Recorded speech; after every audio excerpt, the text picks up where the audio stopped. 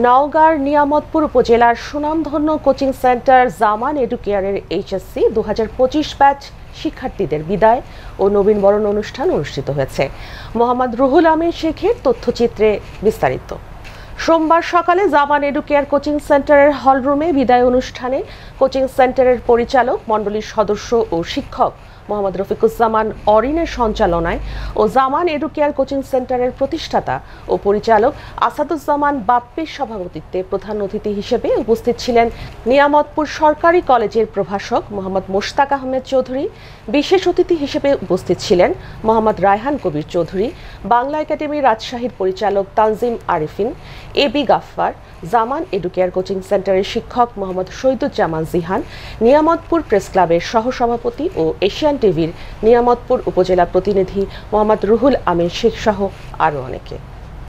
বিদায় ব্যাচে যে স্টুডেন্ট আছে কারোর মন খারাপ করার কিছু নাই, ঠিক আছে? আপনারা সবাই ভালো করবেন।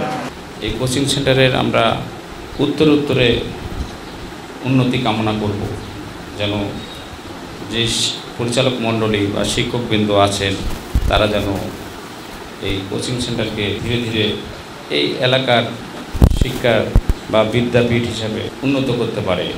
দেখো, আমাদের এই প্রোগ্রামটা টোটাল কয় মাসের প্রোগ্রাম চললো? টোটাল 11 মাসের প্রোগ্রাম চললো। এর মধ্যে আমরা আমাদের তরফ থেকে, আমাদের জামান এডুকেয়ারের পক্ষ থেকে সর্বোচ্চটাই দেওয়ার চেষ্টা করছি। হয়তোবা আমাদের এই প্রোগ্রামের মধ্যে কিছু ভুল ত্রুটি থাকতে পারে, তবে এই ভুল ত্রুটিটা অবশ্যই তোমরা তোমাদের ক্ষমা দৃষ্টিতে অবশ্যই দেখবা।